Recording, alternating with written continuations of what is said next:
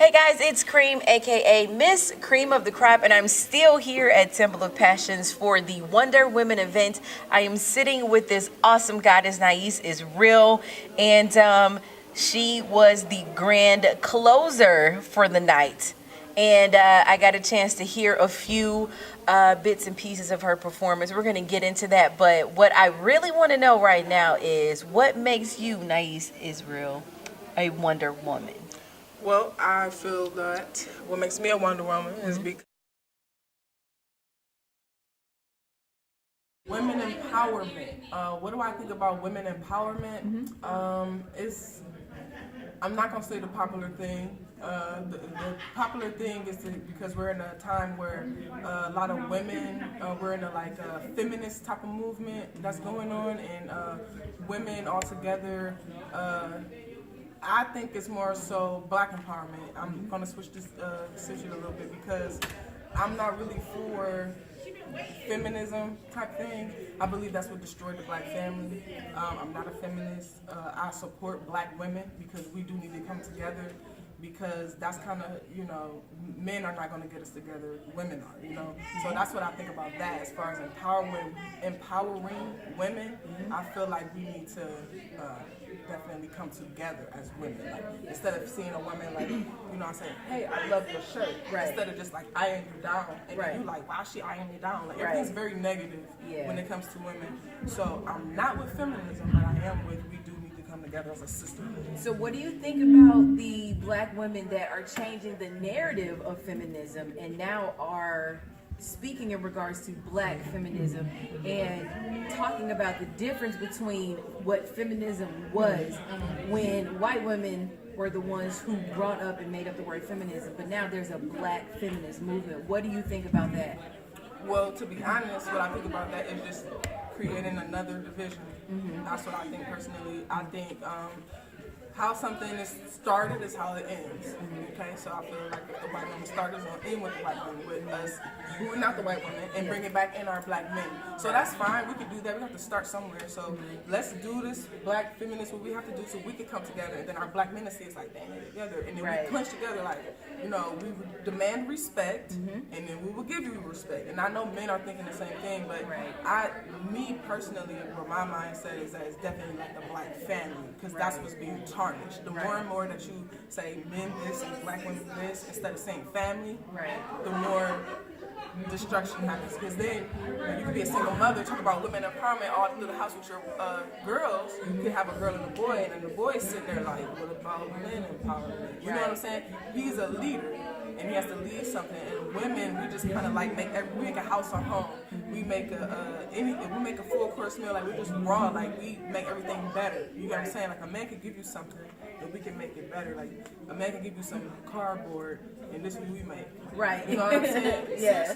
And if we just design it and being so creative and detailed, and we don't have nothing for a man to really give us, like, everything doesn't work. It's a cohesive. Yes. It's a cohesive project to make it one big amazing family.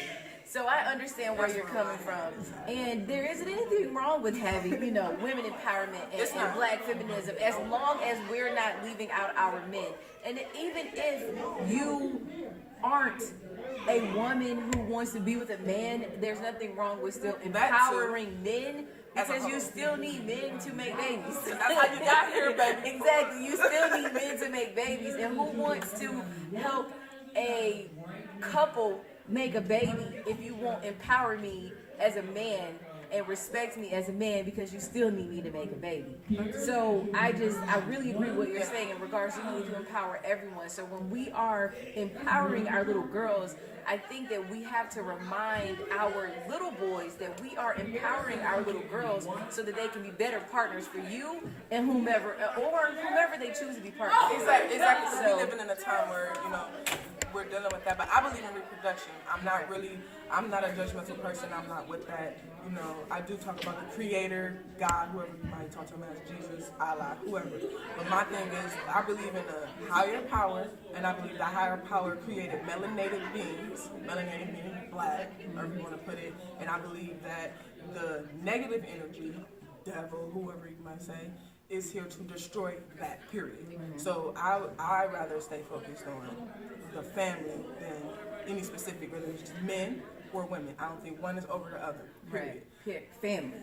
And that's and we should be focused on family, because I feel like we've gotten away from that a lot, and we are weaker apart and we're stronger together. And I feel like whatever your definition of family is, as long as you guys are building a cohesive family of love and respect. So, and my shirt is coming unbuttoned, like, She listen, said, my boobs are trying to get love back here.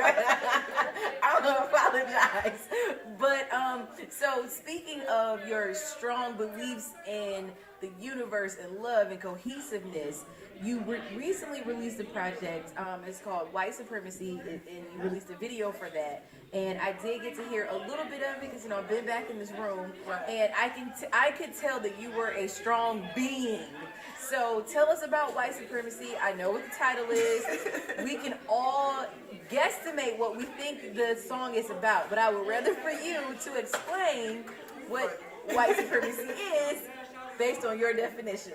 Oh yeah, Nais sure. is definitely real. Yeah. No, White Supremacy, I actually made this song 2 years ago, but I worked for this company that was all white. I was really literally the only black female there, only young black female. So I went through it. I wrote that song on my lunch break, and I was really mad. And then in the midst of making the song, I kind of realized that anger and hatred is not going to fix this issue either. No. But regardless, white supremacy is about us. It's about people realizing what's going on. Like I said, I like to be woke or talk about being woke and all that. That's just talk about being aware. Right. To be aware. Some people are not aware that we are still in slavery, literally. The Emancipation Proclamation states that you have liberty, not freedom, and which is why we're in a different type of slavery. So I'm just trying to let you be aware of what's going on, and it's not to just be like, white people, you ain't. You know what I'm saying? It's not for that. Because there are some Caucasians out here that is down for the cause. They want to be more aware, and they're actually asking to be involved in. More they're than some black asking, yes, and they're asking for us to help them form a real understanding of what it is that they need to do to be allies. And I think that you speaking on no longer being angry in a situation, that is really, really important. That's because I think that we start out with anger. And when you start out your movement with anger, you can't hear over anger. You can't hear nobody. You can't like hear if you when start you're yelling angry. at me, I ain't gonna hear nothing you say. I'm just gonna be like, why the fuck is she yelling at me? If we're both angry, I'm not hearing you and you aren't. No, we're hearing each other. We're not listening because we're angry. Because I can hear you yell at me and you can hear me yell at you, and because we're hearing each other yell, we're just yelling back and forth, but we didn't accomplish anything. So I totally agree with what you said, and not going into these situations angry. And I know we don't have that much time. I can talk to you forever. I'm definitely gonna have you on my show because we got a lot to talk about. I like talking to people like you. So I followed this one young lady on Instagram. Her name is Rachel Cagle. I think it's Cagle or Cargill. Okay. Sorry if I said it wrong. You gotta follow her. She's a black feminist, and that's one of the reasons I asked you. Okay. That's the question that I she watch gets a your lot. videos. Don't get me wrong. Wait, I educate myself. Oh wait, this is something that she was angry about. I don't know if you saw the video where Niecy Nash. It was the 1-800 white people number, and it's a real number. You can actually call it, and the infomercial, it was a parody. It was like based on sarcasm. So, but what they were saying is, it was saying if you feel like you need to dial 911, or if you feel like they were talking about all the things that were going on with black people in the news, and they were saying if you feel like you're going to do any of these things before you make that call, dial 1-800 white people so that we can tell you if what you're calling 911 for makes sense. Hey, that's very funny. It was funny. That was funny. And she had on this, it looked like a 1980s commercial. She had this suit with these big shoulder pads, and she was like, if you're one of these people, and then they went through. That's so funny. Wait, and they were in like this office, and it was hilarious. and the number actually is real. And if you call it, it does give you information. Now my manager's gonna call the number. So I have to make sure I give you the right number. But she posted the video, Rachel did, and she was very angry, and she was just like, "This is not what we need right now. Having jokes, this isn't funny. Making people think this is hilarious." But there were several people who commented and said, I don't want to be an angry black person all the time.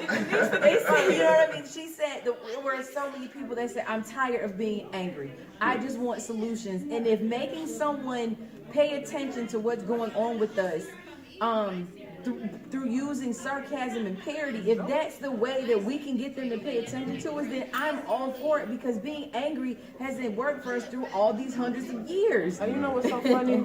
Real quick on a serious note, we're not going to win being angry. No. That's for a fact. And the reason why I know that is because We're already perpetuated being angry. Black people all the time. Martin Luther King. Everybody talking about Martin Luther King. He did not die because he did, the marches and stuff. He died because he woke up. You feel me?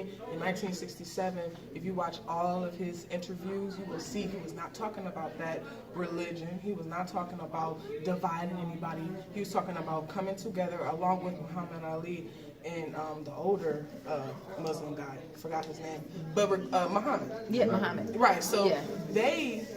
Martin Luther King was a Christian. They were Muslims. If you stick today, try to put a Christian and a Muslim in the same room, good luck. Okay. And that's serious though, because the division is what's messing us up. And it's kind of like you can't really blame white people in this day and age, because they kind of like gave us the sword to cut ourselves a while ago. So it's like we're slitting our own throats at this point, hanging our own selves. That's inside of the white supremacy music video as well. And then you also have like the joke side, like the woman that went viral for calling the police. That's also in my video, because that goes with it. Stop being so angry. Right. Laugh a little bit, make a joke. Like, all this stuff is really about love to me, because love conquers all. That's what I think. Absolutely. I 100,000 million trillion % agree with you. And like I said, we could talk about this all night long.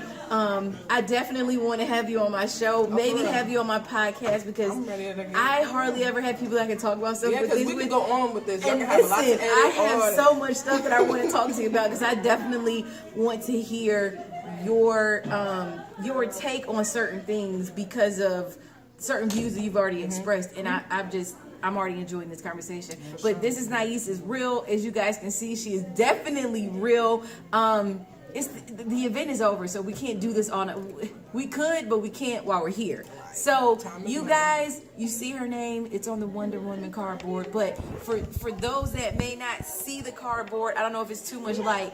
Give them all of your social media handles. Tell them where they can find your videos and all of your music. For sure. So let's start with YouTube. YouTube is Nais is real. Instagram, Nais is real _woke. You feel me? And just Google whatever, you know what I'm saying? Spotify, iTunes, 99-cent song, you feel me? All that. Just support your black people around you. Support your family. Understand? Be positive. Absolutely. The power is in the tongue. Well, this is Cream. This is Nais is real. And I definitely appreciate you guys for watching this amazing dialogue at the Wonder Women event. She's definitely a Wonder Woman. This is Cream. Peace. Thank you.